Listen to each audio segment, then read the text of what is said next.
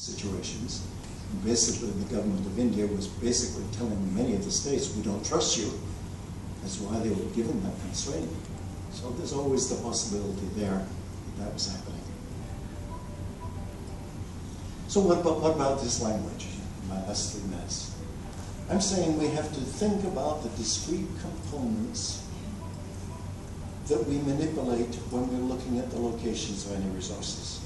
And we have to try to redefine these functions, name them, and talk about the interesting things that they can do.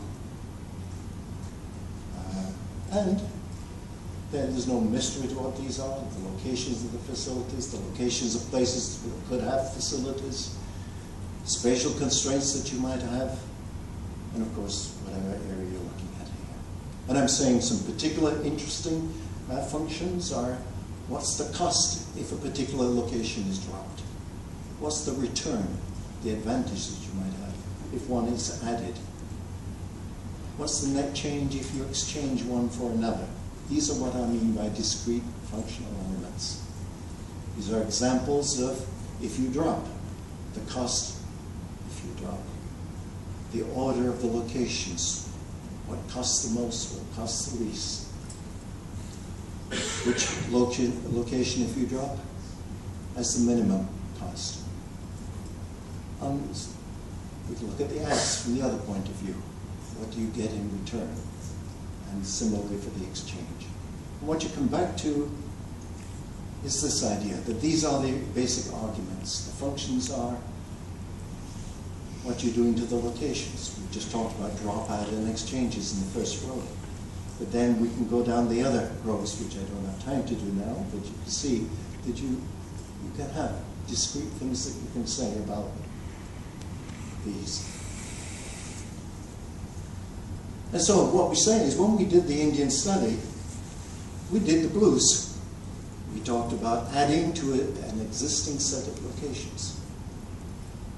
On the second row, we chose, as you add those, look at the people who are nearer to them than to any alternative place. What objective were you looking for? You were looking for which ones to add to minimize the distance of people from their closest, either the existing ones or the new ones added to the existing ones, and so on as we go down. And so the last part of my talk now are these 2 recent examples. At the top left here, we're simply looking at populations, zip codes here. On the top right, we're looking at locations of hospitals in Iowa. In the bottom left, we're looking at the current, the sequences, if we just use that language, and we've used a sequence of ads. And the numbers there says, if you were looking at 1, you see the dot 1 in the middle of the map here. If you were only adding 1 influenza surveillance site, where would you do it? You would do it in Des Moines, the capital of the state with the largest population. But notice how the algorithm then carries on around the state, and it goes 2, 3, 4, 5, and so forth.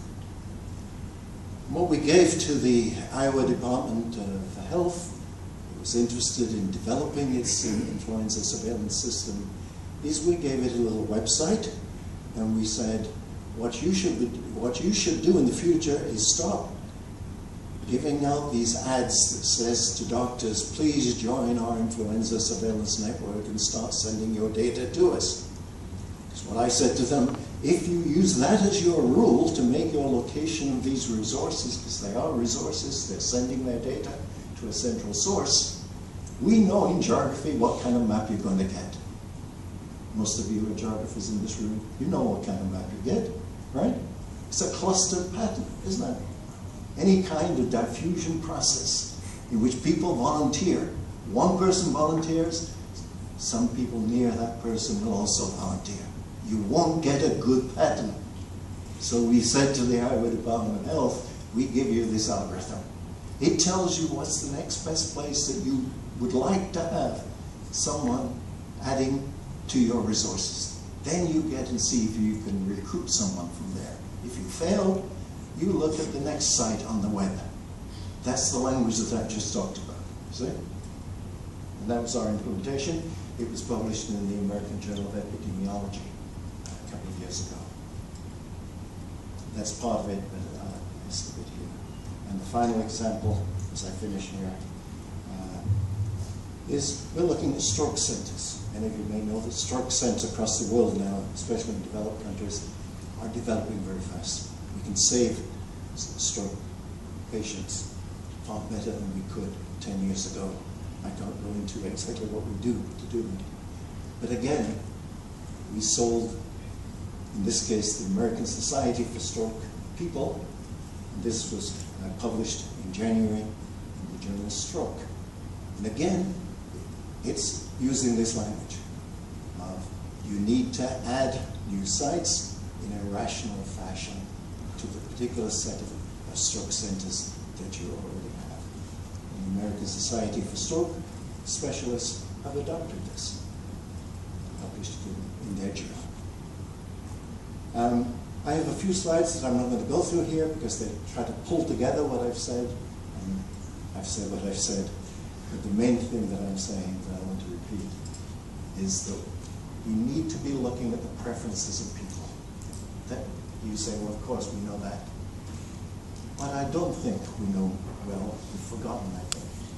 Is the way we do that is by looking at the revealed preferences of people, by looking at what they do and what they could have done, and making inferences between the two. And I'd hope to see in future IMGSs, I hope to attend, that we'll see more of that kind of work being done. Thank you.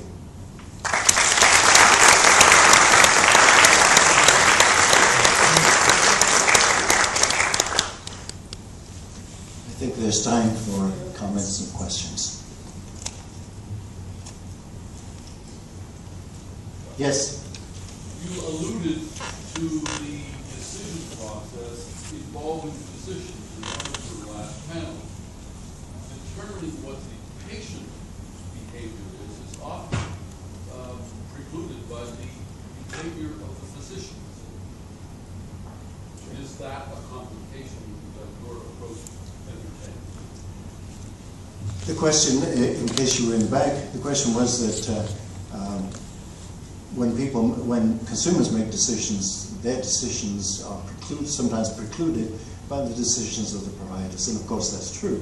And that's why I'm emphasizing we look at what people do in relation to the opportunities that they have. And those opportunities, we're calling them opportunities, but often they can be constraints. They can't do this and they can't do that. So often, as I go through IMGS, I see how many people say, I've got a random sample of this and that. For an awful lot of this kind of work, the last thing you want is a random sample. You need a random sample of the spatial locations. And if you get a random sample of people, you don't get that. You'll get a whole bunch of people who are in a particular kind of spatial situation. So you have to design your sample right from the beginning as I want to get people, because I don't want to bias my sample in terms of kinds of people, except I do want to bias it so that I get people making choices between alternatives that they wouldn't otherwise make because they would have some other alternative that they prefer. And if you get just a normal random sample, that's where you'll often end. That you've got some particular exchanges, some, pairs, and you wish you knew how they would choose between these pairs, but they don't choose between the pairs because there's a third opportunity that's better than the other two. So, yes, you have to figure in these constraints, but it can be done. Yes? Thanks very much, Gerard. It's lovely to actually hear proper old school, accessibility work being forefront of that session. One thing, of course, that strikes one straight away, and I think it's a brilliant opportunity, is the question I wanted to know was, who are those people that you identify as not being treated? I wanted to know their composition rather than content. So you answer the question that says, contextually there's no difference. But the crime question is there a bit of follow-up qualitative work that talks to those people and identifies something about who those people are and why they don't behave in the question and comment was that when we look at these people, as I did, people who chose not to be treated, who are they? What are their characteristics? And did we look into that? And he was saying that's the first thing he would do. And that's a very useful thing and a very important thing. Were they people who were extremely old, for instance, and that was entering their decision making? From a registry, of course, we don't know a lot of things. We do know their ages. We do know if they've had other cancers. We know something about their general health. We don't know a lot about them. We don't know much about their socioeconomics, for instance. Often we try to infer that from the locations, but especially in a rural state, that doesn't work very well. We don't have a lot of segregation like that. So I just accept your comment. I think it's a very good one, yes. And, when I talk, by the way, when we do some analysis like that, I recall doing that over the weekend. And we were meeting the people the next Monday, and we were deciding on Thursday or Friday we need to do this. That's an apology in a way, but it is the facts of life. I have a question that goes in the same direction of how many, or what share of the patients who could have been treated? Yeah. I don't recall exactly, but it was about 10%. Give me a few percents either way. Yeah. Most people do go through a first course of treatment. Yeah. And in American cancer data, registries some registries try to do this first course of treatment. Many registries don't. Most registries don't go through the first course of treatment. And I think none of them go through all courses of treatment. Then for that you go to Medicare data, they're called linked Medicare data files, which exist for certain parts of the country. Yes? I'm a little surprised that you didn't map those differences for the untreated population, treated versus untreated. Because there may be certain specific geographic contexts where you do find a disparity. Yeah. Sarah is observing that she's surprised that I didn't map. This is student taking on. Oh, wow. Here we go. Brings back some fond memories.